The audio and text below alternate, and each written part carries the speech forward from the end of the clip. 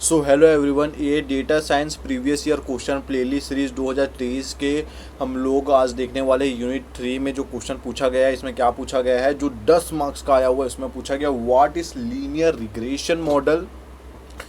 Linear regression model क्या होता है, एक्सप्लेन करना है। How would you train a linear regression model, आप कैसे ट्रेन कर सकते हो लीनियर रिग्रेशन मॉडल को।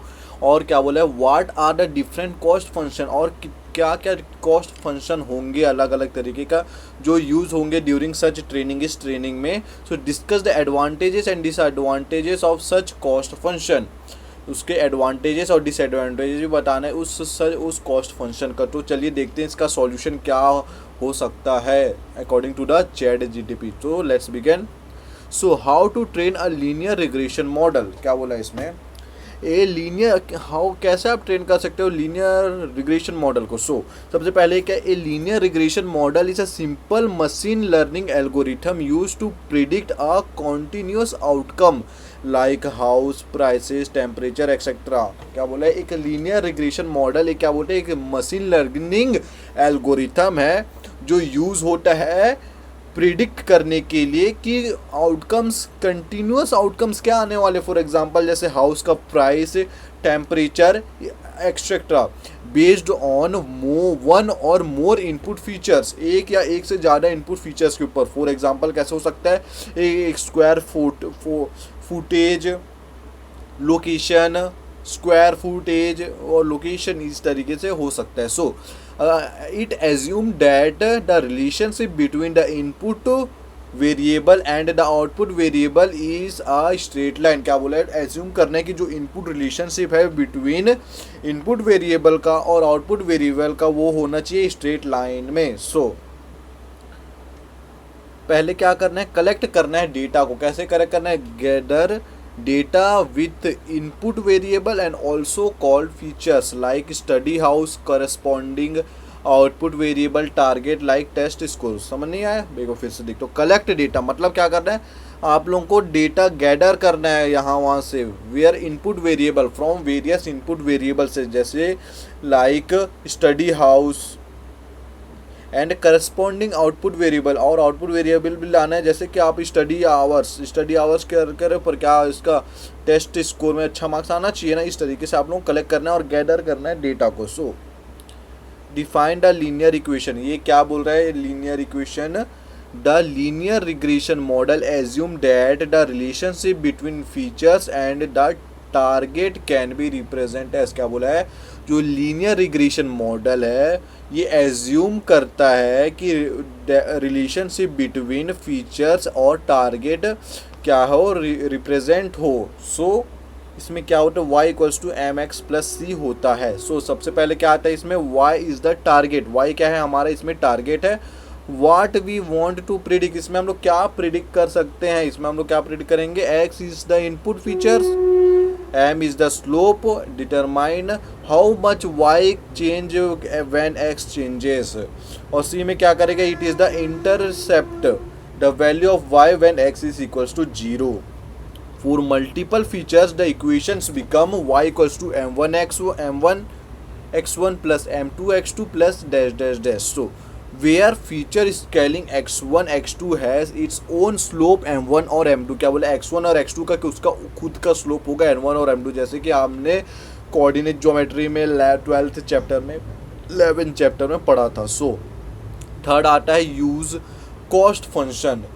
इसमें क्या करना है, the model tries to find the best slope and intercept by the minimising the difference between the predicted value and the actual value. This difference is calculated using a cost function. क्या बोला है, model try करता है कि वो find करे best slope और interception by क्या करे, minimising and the difference between the predict value and actual value. और डिफरेंस बिटवीन क्या हो सकता है, प्रिडिक्ट वैल्यू और एक्चुअल वैल्यू का the difference is calculated using cost function. जो कॉस्ट फंक्शन है उससे उसका डिफरेंस कैलकुलेट किया जाता है। नेक्स्ट आप बढ़ते हैं हम लोग, common cost function for linear regression, what does it mean. इसके अंदर हमारा आता है mean square error MSE, MSE में आता है हमारा प्रिडिक्टेड है वो actual, it takes all the advantages of the square differences between the predicted values and the actual values. क्या बोला है, ये लेता है एवरेज ऑफ स्क्वायर डिफरेंस किसके बीच का, प्रिडिक्टेड वैल्यूज का और एक्चुअल वैल्यूज का। नेक्स्ट आता है the goal is to minimise the error to find the best fit line. क्या बोला है, इसमें हमारा मेन गोल होता है कि हम लोग मिनिमाइज करें एरर को ताकि हम लोग को एक बेस्ट फिट लाइन मिल सके। नेक्स्ट आता है एडवांटेजेस। एडवांटेजेस में क्या आएगा, it personalise large error more than small one due to the square. ये पर्सनलाइज करता है लार्ज एरर को more than the small ones due to the squaring. Easy to calculate and widely use, ये बहुत easy होता है calculate करने में और बहुत ही ज़्यादा यूज़ होता है क्योंकि इसके ईजी यूज़ के कारण। सो नेक्स्ट आता है हमारा डिसएडवांटेजेस। डिसएडवांटेजेस में क्या आता है, it if there an outlier a data point very different from the rest, MSE give it too much importance due to squaring which may negatively impact the model। क्या बोला है, अगर इसमें आउटलाइन दिया है अ data point a very different form the rest, MSE gives too much importance। MSE gives too much importance। MSE क्या है हमारा, mean square error give too much importance due to squaring which में negative impact the model, जो negatively impact करता है model को। Next आता है mean absolute error. Mean absolute error क्या होता है, this is the average of absolute difference between predict and actual value. ये क्या होता है, एवरेज होता है एब्सोल्यूट डिफरेंस का प्रिडिक्टेड और एक्चुअल वैल्यूज का। नेक्स्ट आता है हमारा advantages. And advantages we have easier to interpret since it is in the same unit as the target variable। what does it mean guys, it's mean that ये easier होता है interpret करने के लिए सेम यूनिट के targeted variable में। Okay, so less sensitive to outlier compressed to MSE। Disadvantages may not always penalize large error enough since does not square the difference। what does it mean, may not always penalize, ये हमेशा penalize नहीं करता large error को enough since it does not square the differences। so next we have Haber losses। in this Haber losses we have it combines both MSE and MAE। ये combine करता है MSE और MAE को for small errors it behave like MSE and for large error it behave like MAE। advantages, a good balance between MSE and MAE, less sensitive to outlier making it more robust। disadvantages, a bit more complex to compute that MSE and MAE। a bit more complex to compute, ये बहुत complex होता है to compute MSE and MAE। Explain of training a linear regression model. Explain करो training a linear regression model.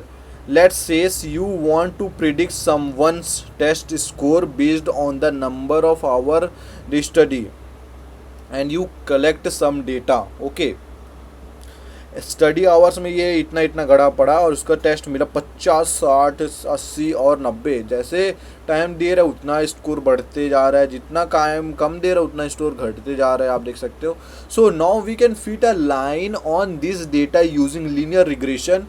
The model will find the best value of slope m and intercept the minimum cost function like MSE। so advantages of linear regression is simple to understand and implement। ये काफ़ी easy होता है और implementation में भी काफ़ी हम लोग को सपोर्ट करता है बहुत ही अच्छे तरीके से। तो work well for linear separable data. Work well, बहुत लीनियर सेपरेबल डेटा में ये काफ़ी हम लोग को अच्छे से काम करने में मदद करता है।